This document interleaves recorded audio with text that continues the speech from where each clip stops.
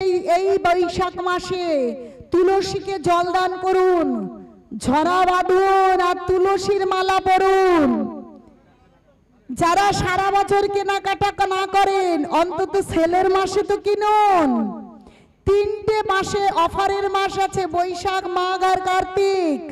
এই বৈশাখ মাস আসছে মাধব মাস। এই মাসে অন্তত সারা বছর আমিষ খেলে এই মাসে অন্তত ভগবানের প্রসাদ খান, রান্না করে ভগবানকে নিবেদন করুন। যদি তাও না করতে পারেন ভগবানকে ফুল তুলসী পাতা দিয়ে অর্চন করুন, ভগবানকে ফল মিষ্টি দধি দুগ্ধ অর্পণ করুন আর তুলসী মালা পরিধান করুন। সূর্য উদয়ের পূর্বে স্নান করুন। সেই নারদ, অম্বরীশ এবং নারদ কাহিনীতে কি সুন্দর সুন্দর কাহিনী রয়েছে পদ্ম পুরাণে, স্কন্দ পুরাণে। যে তুলসী মালা পরিধান করুন, তুলসীতে জলদান করুন, সূর্য ওঠার পূর্বে স্নান করুন। সূর্য ওঠার পূর্বে 6টার আগে পর্যন্ত সমস্ত তীর্থাদি দেবগণ, তীর্থাদি দেবগণ মানে বোঝেন, প্রয়াগরাজে প্রয়াগরাজ আছে, ঠিক আছে, গঙ্গা নদীতে গঙ্গা মাতা আছে, এরকম করে সমস্ত তীর্থে তীর্থরাজরা থাকেন। তীর্থাদি আদি দেবতাগণ সর্বত্র 6টার আগে জলে থাকেন। ওই সময় যদি স্নান করা হয় সমস্ত তীর্থের ফল পাওয়া যায়। 6টার পর হয়ে গেলেই তীর্থ দেবরা জল থেকে বাইরে চলে যায়। তারপরে যারা স্নান করে তাদের অভিসম্পদ প্রদান করেন। তাই তো কলিযুগের মানুষ বাঁচে কম, স্নান করে বেলা 8টা 10টা 11টা বিকেলে, তাই আয়ু কমছে। ব্রহ্ম মুহূর্তে থেকে সূর্য ওঠার পূর্বে যদি স্নান হয় তাহলে তাতে আয়ু বৃদ্ধি হবে এবং বেশিরভাগ ক্ষেত্রে রোগ আদি স্পর্শ করতে পারবে না। কিন্তু আমরা কিচ্ছু জানি না। অন্তত এই বৈশাখ মাস, মাধব মাস, এই মাসে আপনারা চেষ্টা করুন ভোরবেলা স্নান করবার জন্য। স্নান করে ভগবানকে ফুল তুলসী দিয়ে অর্চন করুন, ভগবানকে ফল মিষ্টি দিন। সূর্য উদয়ের পরে তুলসীকে জল দান করুন, ঝরা বাঁধুন। সারাদিন যারা ঝরা বাঁধতে পারবেন না সারাদিন অল্প অল্প করে জল দিন সন্ধ্যার আগে পর্যন্ত। সন্ধ্যার পরে জল দেবেন না।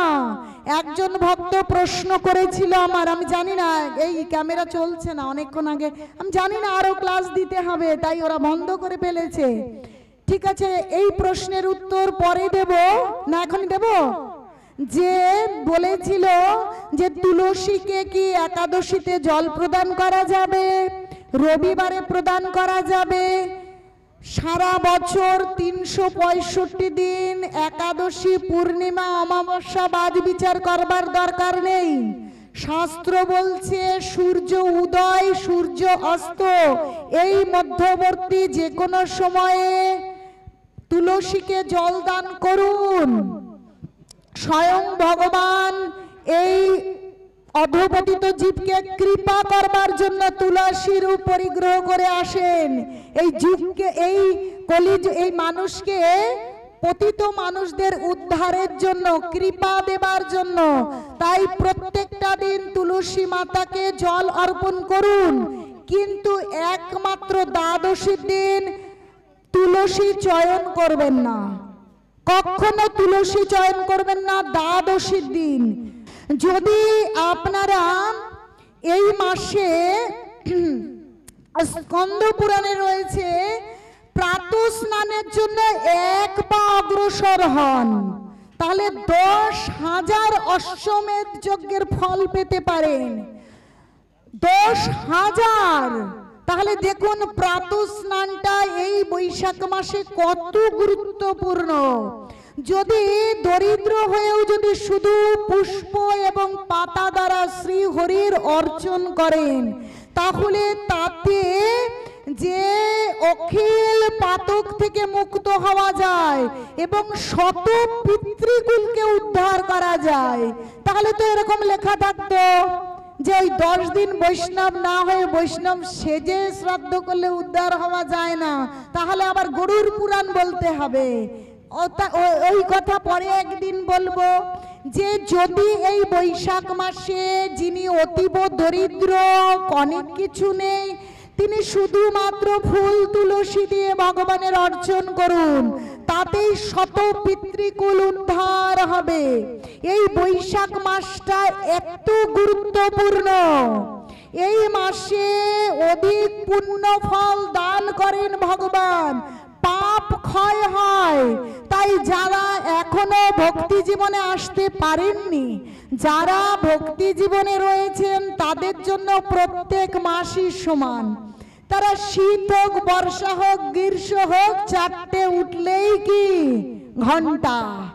তারা ভোরবেলায় স্নান করেন, আরতি করেন, ভগবানের নাম করেন। কিন্তু যারা এখনো ভক্তি জীবনে এসে আচরণ করতে পারছেন না, তারা ভয় পাবেন না। আগত বৈশাখ মাসে আপনারা ভোর ভোর স্নান করে ভগবানের সেবা পুজো করুন, ভগবানের জন্য রন্ধন করুন, সেই প্রসাদ পান। অন্তত এই মাসটুকু, সারা মাস করতে হবে না। তাহলে সমস্ত তীর্থে গিয়ে যে ফল হয়, সমস্ত ফল এই মাসে মিলবে। এই মাসে আপনারা যদি বৈষ্ণব সেবা দেন, তাহলে অধিক পুণ্য সঞ্চয় হবে, পাপ ক্ষয় হয়ে যাবে, তার অনেক ফল হবে।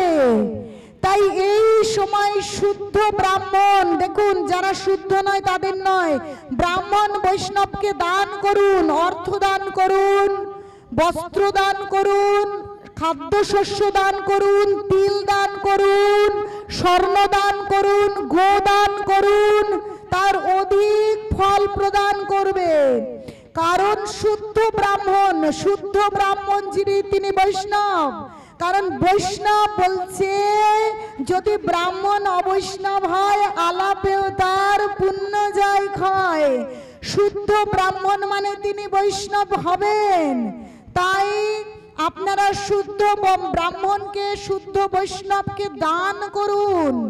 যা দান করবেন তার ততোধিক ফল হবে। কিন্তু এমন বৈষ্ণবকে দান করবেন না, লাল রঙের কাপড় পরেছে, টাকাটা নিয়ে গিয়ে গাঁজা কিনে গাঁজা খাচ্ছে। খবরদার, যারা 4 নিয়ম পালন করে, মদ গাঁজা খায় না, ভগবানের প্রসাদ পায়, সব সময় ভগবানের দিব্য নামকে আশ্রয় করে আছে, এইরূপ ভক্ত বৈষ্ণবদের দান করুন। কার্তিক, মাঘ, বৈশাখ মাস সময়ের মধ্যে শ্রেষ্ঠ এই মাস। তো জননী যেমন সন্তানদের ইষ্ট দান করে, বৈশাখ মাসও তদ্রূপ নিখিল প্রাণীর শুভদায়ক। এই মাসে দান করুন, যজ্ঞ করুন, ব্রত করুন, প্রাতঃ স্নান করুন। পদ্ম পুরাণের পাতাল খণ্ডে নারদ, অম্বরীশ সংলাপে এই সমস্ত কিছু লিপিবদ্ধ রয়েছে। বৈশাখ মাসে তিল, ঘি শ্রী হরির প্রীতি বিধানের জন্য দান করুন। যারা ঘি দিলে সেই মটন বিরিয়ানি রান্না করবে না, এরম ভক্তকে দিন, যাকে ঘি দিলে ভগবানের ভোগের ওপরে দেবেন। ঘি দিয়ে ভগবানের পঞ্চপ্রদীপ সাজিয়ে ভগবানের আরতি করবেন। এই সমস্ত বৈষ্ণবদের ঘি দান করুন, যে তিল দান করুন। এবং এই মাসে হবিষ্যান্ন ভজন করুন। হবিষ্যান্ন মানে আতপন্ন, আলু, কাঁচকলা, পেঁপে, মুগ ডাল সেদ্ধ দিয়ে ঘি দিয়ে পাওয়া। যদি হবিষ্যান্ন ভক্তরা করলে করবেন, কিন্তু আপনারা হবিষ্যান্ন না পারলে অন্তত মাছ, মাংস, পেঁয়াজ, রসুন, ডিম, মসুর ডালকে শুধু এই মাসের জন্য পরিত্যাগ করে পরিষ্কার পরিচ্ছন্ন হয়ে রান্না করে একটা তুলসী পাতা দিয়ে ভগবানকে দিয়ে আপনারা পান। সারা বছর যদি জপ না করেন, অন্তত এই মাসটা মোটে 60 টাকা দিয়ে একটা জপমালা নিয়ে কালকে থেকেই জপ করতে শুরু করুন। 1 মালা 2 মালা 4 মালা 6 মালা যেটুকু পারেন সেটুকু করে দেখুন, ভগবানের কৃপা পাবেন। আর কি, যে ধরাশয়ন মানে মাটিতে শয়ন, আবার তুলসীর উপর ঝরা বাঁধবেন এবং ইন্দ্রিয় সংযম। সারা বছর তো ইন্দ্রিয়ের কোনো সংযম নেই, এই মাসটা অন্তত ইন্দ্রিয় সংযম করুন, ব্রহ্মচর্য ব্রত পালন করুন, হরি পূজা করুন, ভাগবত শ্রবণ করুন, গীতা পাঠ করুন। এই মাসে ব্রাহ্মণকে, শুদ্ধ ব্রাহ্মণকে তিল, জল, স্বর্ণ, অন্ন, বস্ত্র, গাভী, পাদুকা, ছত্র দান করতে পারেন। এবং হরিপ্রিয় বৈশাখে দান, জপ, হোম এবং প্রাতঃ স্নান অক্ষয় পুণ্য আপনারা লাভ করতে পারবেন। যে এই মাসে যদি আপনারা এই মাসে ভোরবেলা স্নান করে একটু ভগবানের নাম জপ করতে পারেন, তাহলে তাতে 100 গুণ ফল হবে। তাই যারা কখনো হরিনাম করেন না তারা এই মাসটা অন্তত 1 মালা করে জপ করেন। যারা কখনো তুলসীর মালা পরেন না, সৌন্দর্য নষ্ট হয়ে যাবে, আধুনিকা থেকে ব্যাকডেটেড হয়ে যাবেন, অন্তত এই মাসটা আপনারা তুলসীর মালা ধারণ করুন। আরে করে তো দেখুন। তারপরে কি, কুটবুদ্ধি মানুষরা যারা ভীষণ খারাপ, কুটিলতায় মাথা পরিপূর্ণ, যারা অনেক নেশায় আসক্ত, তারাও যদি এই মাসে তুলসীকে জল দান করেন, মাধব কৃপা করবেন। মাধব হচ্ছেন অদোষদর্শী, তিনি দোষ দর্শন করেন না। তিনি এই মাসে জল প্রদান করলে সমস্ত পাপ ক্ষয় করে, সমস্ত পাপ কি নিয়ে তিনি কৃপা করবেন এবং কৃষ্ণ ভক্তি পাবেন। আপনারা এইভাবে এগিয়ে আসুন। মানবগণের হিত কামনায় ভগবানের আদেশে বৈশাখ মাসে তীর্থাদি দেবগণ সমস্ত জলের মধ্যে থাকে, একটু আগে বলেছি। তাই আপনারা যখন কলে স্নান করুন, পুকুরে করুন বা বাথরুমের কলে করুন, যখন জলটা বেরোবে মা গঙ্গা গঙ্গা গঙ্গা বলে জলে দিন, সমস্ত তীর্থ ফল পাবেন আপনারা। এই কাজটা আপনারা করুন। তুলসী গাছ রোপণ করুন। তুলসী গাছ রোপণে কি হয়, সমস্ত তুলসী রোপণে কৃষ্ণ ভক্তি দৃঢ় হয়। তুলসী জলদানে জম ভয় থেকে মুক্ত হওয়া যায়, তুলসী দর্শনে পাপ মুক্ত হওয়া যায়, আর ভগবানের চরণে তুলসী অর্পণ করলে প্রেম ভক্তি পাওয়া যায়। তো আপনারা আপনাদের মানব জীবন ধন্য করুন। অন্তত সেলের মাস ভগবান অফার দিচ্ছেন, এই অফারটা গ্রহণ করুন। আর বৈশাখ মাসে এত তাপ, ভোরবেলা স্নান করে দেখুন শরীর কতটা সুস্থ থাকে। ভগবানের কথা শুনছি না, আর হাজার হাজার টাকা দিয়ে কুলার মেশিন, এসি কিনে নিয়ে আসছি। ভগবানের কথা শুনে স্নান করুন, তুলসীতে জল দান করুন। যদি শরীর ঠান্ডা না থাকে তাহলে আপনারা ফোন করে বলে দেবেন আমাকে। এক ব্রাহ্মণ এবং ব্রাহ্মণী খুব দরিদ্র, তাদের সন্তান নেই, তারা ভীষণ দুঃখী। এখন ব্রাহ্মণ বলছে, ওই হে গৃহিণী, তোমাকে ছেড়ে আমি দূর দেশে কাজ করতে যাব। গৃহিণী বলছে, তুমি আমাকে ছেড়ে দূর দেশে কেন যাবে? আমাদের সন্তান নেই, দারিদ্রতায় পরিপূর্ণ, তবু তুমি আছো বলে আমার জীবনে তবু একটা আলোর দিশা আছে। তুমি চলে যাবে, তাহলে কি নিয়ে থাকবো? তার থেকে তুমি একটা কাজ করো। কি? পাশের গ্রামেই বৈশিষ্ট্য মুনি আছেন, তার কাছে যাও, আমাদের সন্তান নেই, আমাদের টাকা পয়সা নেই, দারিদ্রতায় ক্লিষ্ট, একটা সমাধান তিনি দেবেন। দুঃখে সুখে সাধুর কাছেই যেতে হয়, তুমি বিদেশে যেও না। তাই সত্যি সত্যি ব্রাহ্মণ বৈশিষ্ট্য মুনির কাছে গেছেন। সেখানে যাওয়ার পরে বলছেন সমস্ত কথা।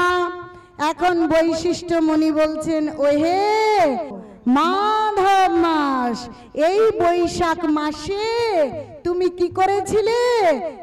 বৈষ্ণবকে কিছু দান করেছিলে এই বৈশাখ মাসে। সেই দানের কারণে এই জীবনে তুমি মনুষ্য শরীর পেয়েছো এবং ব্রাহ্মণ পরিবারে তোমার জন্মগ্রহণ হয়েছে। তাহলে 3 দিন মোটে তুমি বৈষ্ণবের সেবা দিয়েছিলে, তাই মনুষ্য শরীর পেয়েছো, ব্রাহ্মণ ঘরে জন্ম হয়েছে। তাহলে এই জীবনে এই তো বৈশাখ মাসে যে কটা দিন আছে বৈষ্ণবের সেবা দাও আর ব্রত করো, তাহলে সমস্ত সমস্যার সমাধান হয়ে যাবে। তখন সেই ব্রাহ্মণ কি করলেন? তাড়াতাড়ি এসে ভোরবেলা ব্রহ্ম মুহূর্তে সূর্য ওঠবার কি 1 ঘন্টা 48 মিনিট পূর্ব থেকে শুরু হয়, তো সেই সময় স্নান করে ভগবানের জপ তপ মঙ্গল আরতি এবং ভগবানের নাম ভজন, তুলসীতে জল দান এবং যেটুকু যত সামান্য আছে তা দিয়ে বৈষ্ণবের সেবা দিতে শুরু করলেন। তাদের কি হলো? সন্তান হলো। তারা পুত্র কন্যার মুখ দর্শন করতে পারলেন এবং যেখানে এত দরিদ্রতায় তারা ক্লিষ্ট হচ্ছে, সেই দারিদ্রতা তাদের কেটে গেল। তাহলে চিন্তা করুন, মোটে 3 দিন ব্রত পালন করে তিনি পরের জন্মে মনুষ্য দেহ পেয়েছিলেন। 7 দিন ব্রত করে তিনি নিঃসন্তান থেকে সন্তান পেয়েছিলেন এবং সচ্ছল হয়েছিলেন। তাহলে আমাদের কি করা কর্তব্য? আমাদের যেন এ জন্ম ভালো হয়, আগামী জীবন ভালো হয়, তাই আমাদের এই ব্রত মাস পালন করা কর্তব্য। যদিও আপনারা সারা বছর জপমালায় জপ না করেন, আমি আপনাদের পা ধরে ধরে বলবো, না বলবো নয়, আপনারা জপমালা সংগ্রহ করে 1 মালা 2 মালা জপ করুন আর এই জীবনকে সার্থক করুন। আপনারা গীতা কিনে নিয়ে যান, অন্তত 1 পৃষ্ঠা 2 পৃষ্ঠা গীতা পড়ুন আর তুলসী বৃক্ষ রোপণ করে তার মাথার ওপরে মাটির তামার পেতলের কোনো পাত্র ছিদ্র করে সলতে দিয়ে ঝরা বাঁধুন। তুলসী মাকে জল দান করুন, তুলসী প্রদক্ষিণ করুন আর ব্রাহ্মণ বৈষ্ণবকে ডেকে ভগবানের উৎসব করুন, ভগবানের সেবা দিয়ে প্রসাদ দান করুন। তাহলে আরো একটু ক্লাস হবে, শান্ত হয়ে বসুন। ভালো একটা জিনিস শোনাবো আপনাদের। আজ 2-3 দিন ধরে ভাবছি শোনাবো, সে শোনানো হচ্ছেই না।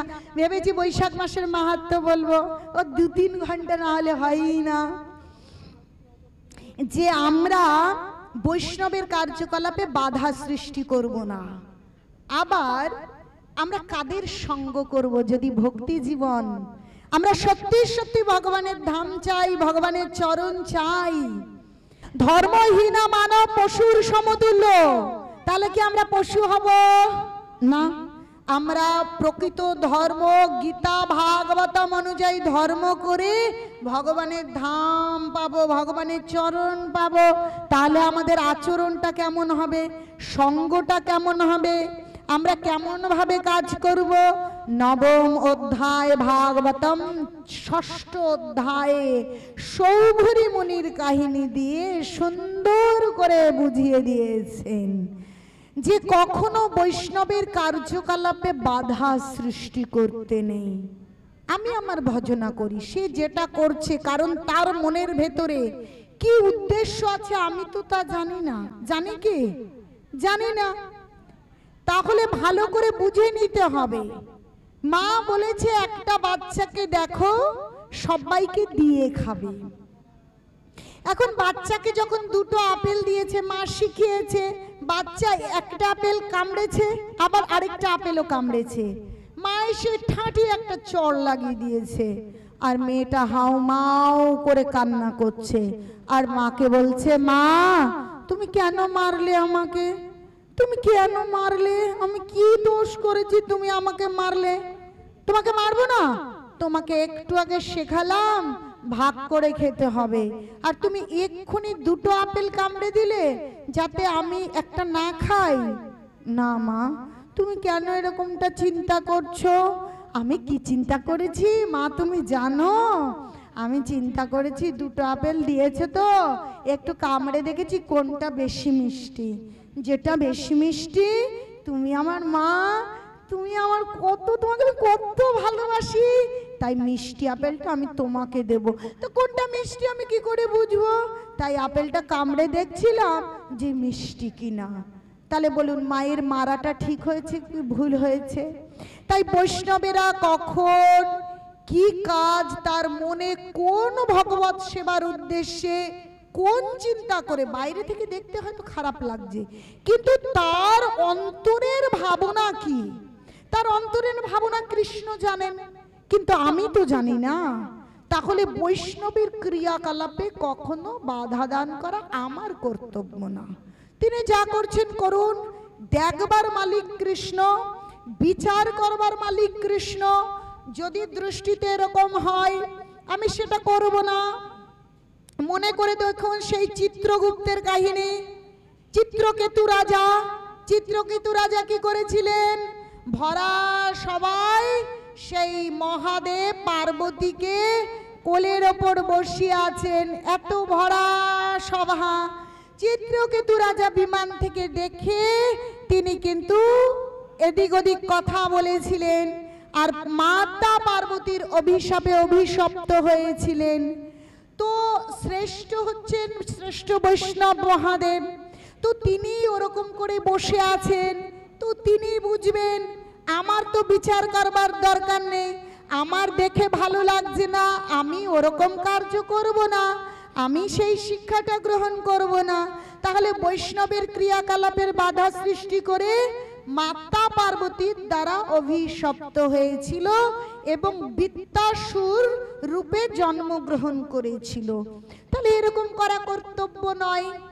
আমরা চিন্তা করব আমরা প্রভুপাদের নির্দেশাবলী, গুরুদেবের নির্দেশাবলী মান্য করছি কিনা, কিন্তু অন্যদের ভুল ত্রুটি বা বিচার করবার কোনো জজ বা উকিল আমি নই।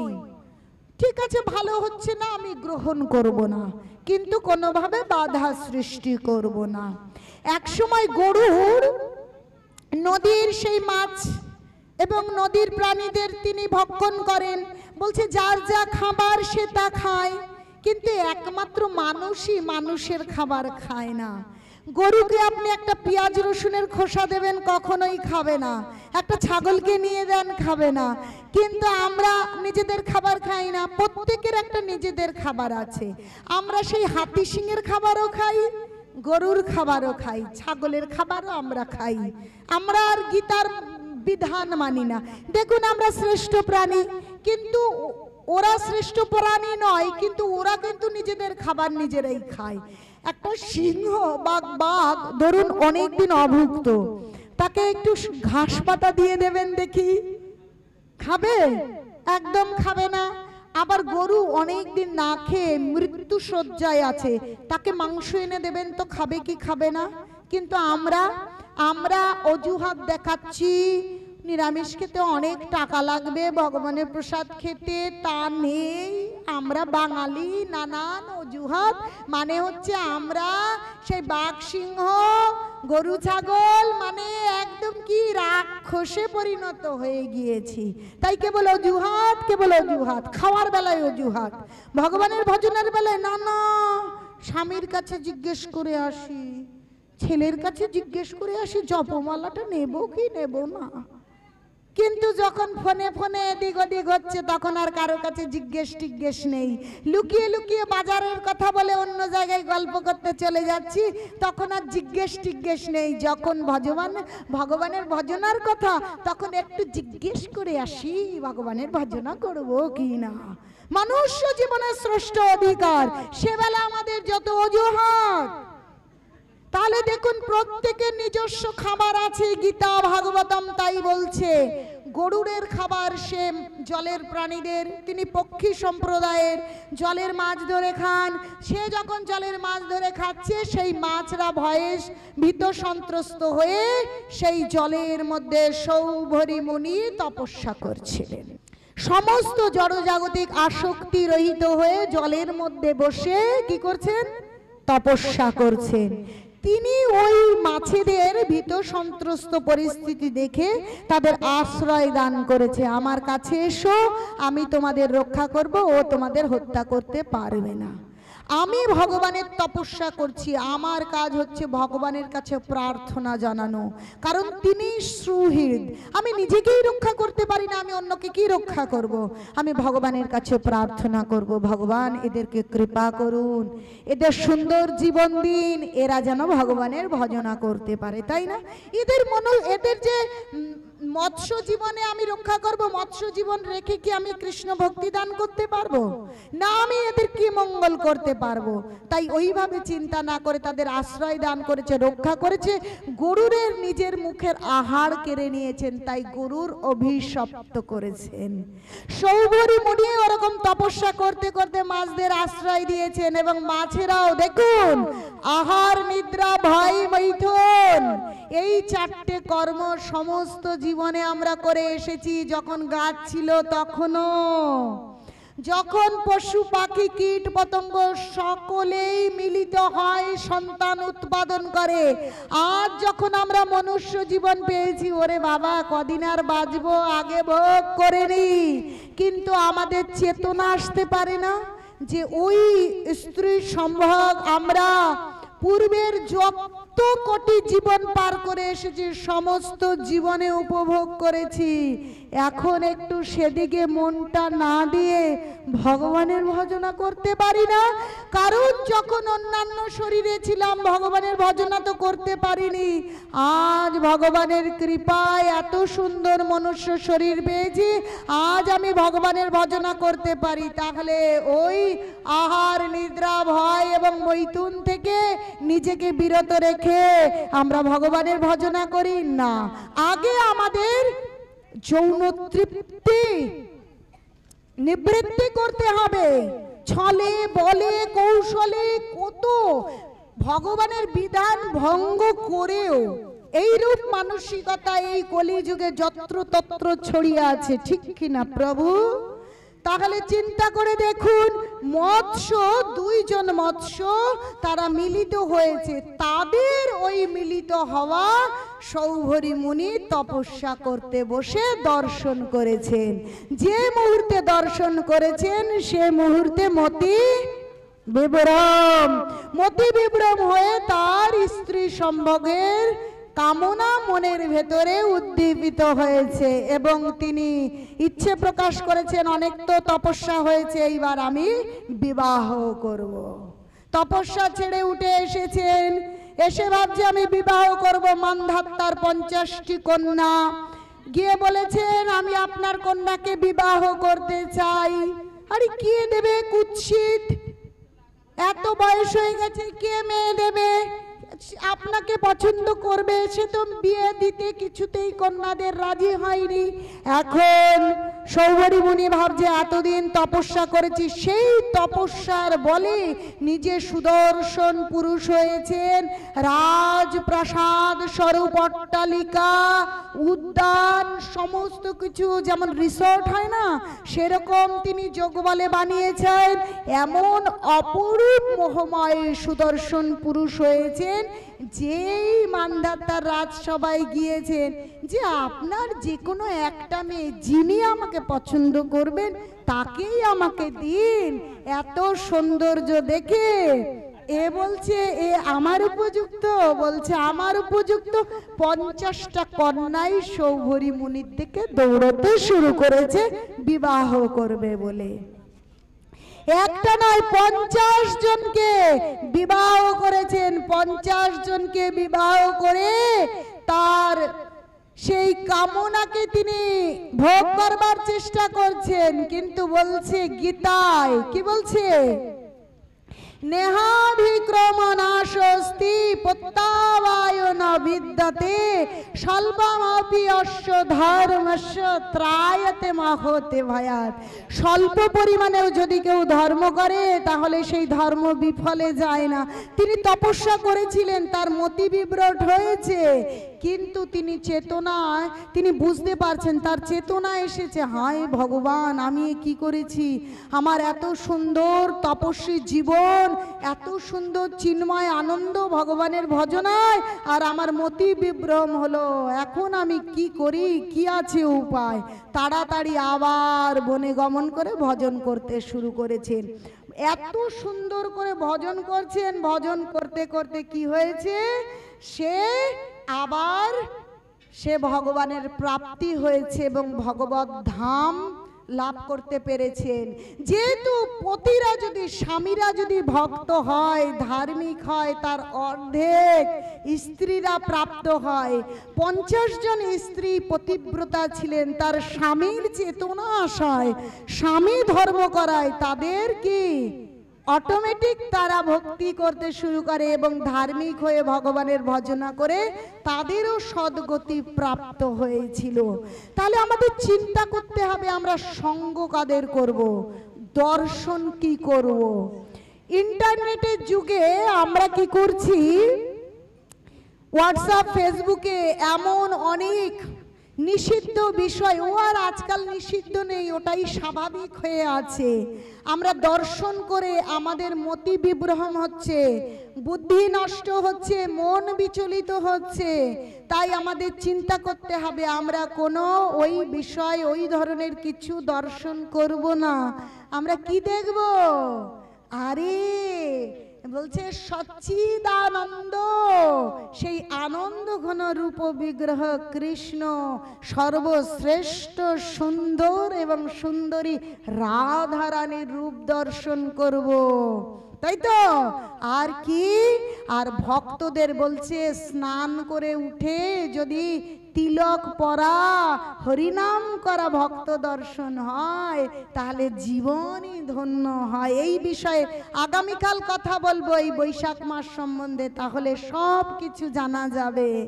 তো আমরা দর্শন করব ভক্তদের, দর্শন করব ভগবানের, এবং ভক্তদের সঙ্গ করব, তাদের সঙ্গ বসে আমরা ভগবানের কথা আলোচনা করব, ভগবানের লীলা শ্রবণ করব, শ্রবণের মধ্যে দিয়ে দর্শন করব।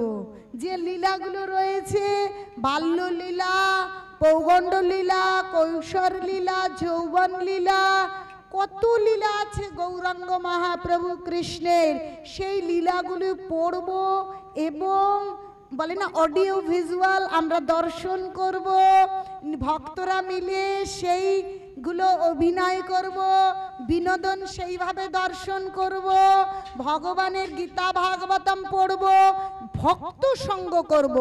ভক্ত সঙ্গ না করে যদি কোনো ভক্ত যদি অভক্ত সঙ্গ করে, তাহলে অভক্তের সন্নিধানে কামাতুরা ব্যক্তির সঙ্গ করে, তাহলে ভগবানের ভজনা ত্যাগ করে কেবল ওই সমস্ত বিষয় মাথার মধ্যে গোল গোল গোল গোল ঘুরবে, হরে কৃষ্ণ কোথায় বনে চলে যাবে আর আমি কোথায় চলে যাব।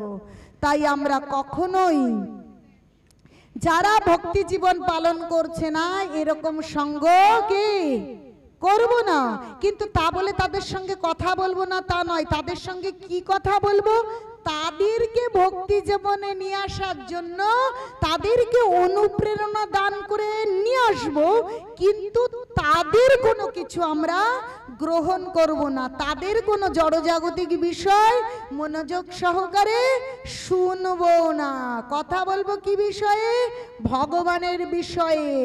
এইভাবে যদি আমরা আমাদের আচরণ করতে পারি, আমরা সব সময় ভক্ত সঙ্গ করতে পারি, তাহলে আমরা ভগবানের চরণ রূপ নিশ্চিন্ত শান্তিময় জগতে প্রবেশ করতে পারি। চলুন আমরা সকলে মিলে ভগবানের চরণ রূপ গোলক ধামে যাই, আর সদাই হেলে দুলে হরি নাম গাই। কি যাবেন? নিতাই গৌর সীতানাথ প্রেমা।